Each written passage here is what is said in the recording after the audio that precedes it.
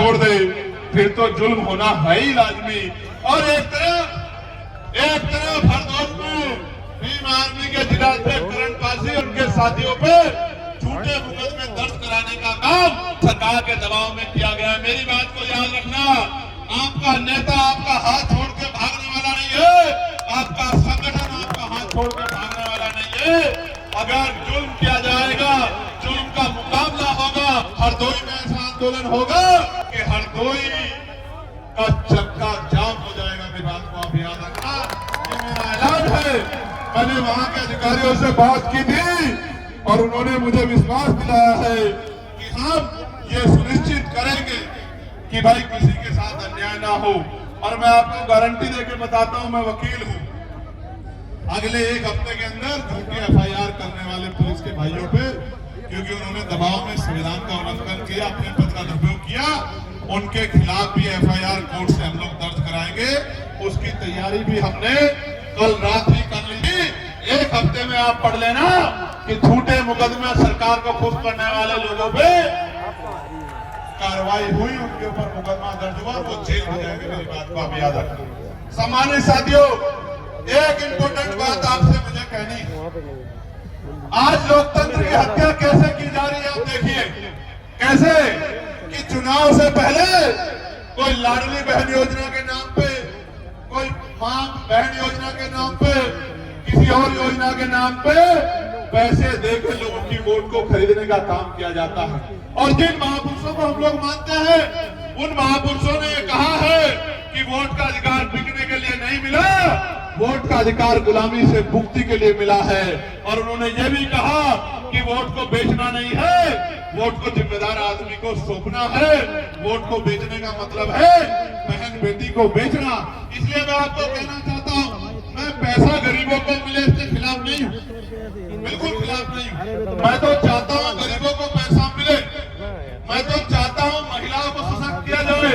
लेकिन चुनाव से पहले ही क्यों पूरे 5 साल सरकार हर महीने गरीब परिवारों को हजारों लाखों रुपए दे, पूंजीपतियों को जो पैसा लुटाया जाता है वो गरीब परिवारों को दे, मैं उसका समर्थन करूंगा।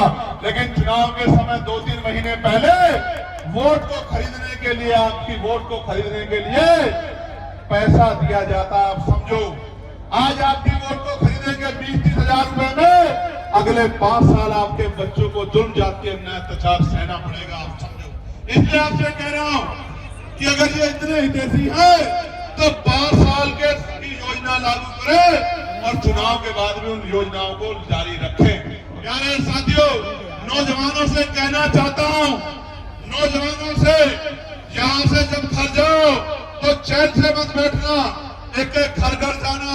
जो बातें मैंने मंच से कही है इनको घर घर तक पहुंचाना, अपने संगठन को मजबूत करना, वोट की ताकत को बताना, वोट की ताकत से जो बदलाव होगा वो बताना, एक एक घर घर जाके माओ बहनों को, बड़े बुजुर्गों को तैयार करना और आजाद समाज पार्टी को ताकतवर बनाना। प्यारे साथियों, पार्लियामेंट में मैंने न्यूनतम वेतन जो है, जो मिलता है उसमें वृद्धि हो, उसके लिए आवाज उठाई।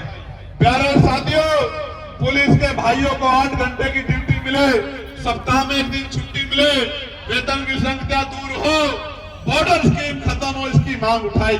पीआरडी होमगार्ड जवानों के लिए वेतन वृद्धि की मांग उठाई, सुविधा मिले मांग उठाई। आशा आंगनबाड़ी बहनों को, भोजन माताओं को, पंचायत सहायकों को, रोजगार सेवकों को अच्छा वेतन मिले, इसकी आवाज उठाई। किसान की आमदनी बढ़े, इसकी आवाज उठाई। नौजवानों को अच्छी शिक्षा मिले, इसकी आवाज उठाई। और अभी तो एक सांसद है आपका, जब आपके सांसदों की संख्या बढ़ जाएगी, मैं गारंटी से कहता हूं कि ये सारी मांगे लागू होगी। पुलिस के भाइयों को भी मदद होगी, पीआरडी के जवानों को भी मदद होगी, आशा आंगनबाड़ी बहनों को भी मदद होगी, भोजन माताओं को, पंचायत सहायकों को, रोजगार सेवकों को भी मदद होगी। इसलिए आपको करना क्या है, आपको यहां से जाना, घर पहुंचना है, फिर घर से निकलना है, एक एक घर के जाकर मेरी बात को समझाने का काम करना है। जब आप मेरी बात को समझाने का काम करोगे फिर बदलाव होगा। करोगे नहीं करोगे बताओ? दोनों हाथ मांगे बताओ, वो जो वहां ऊंचे पे खड़े हैं और ये जो दो लोग पेड़ पे चढ़े हुए हैं इस वजह से कि मैं इनका नाम लूं, और ये पेड़ भी इतना मजबूत नहीं है। देखो, देख रहे हो पेड़, ये पेड़ नहीं है। और देखो जान की बाजी लगा रहे हैं। इन्होंने देख लिया कि मैं सभा में देखते रहता हूं कि कौन कहां चढ़ा हुआ है, तो ये पेड़ पे चढ़ गए हैं। देखो, लेकिन मैं इनको भी ये कहना चाहता हूं कि पेड़ पे चढ़ने से काम नहीं चलेगा, मेहनत करने से काम आगे बढ़ेगा, मेहनत करने से ताकत बढ़ेगी।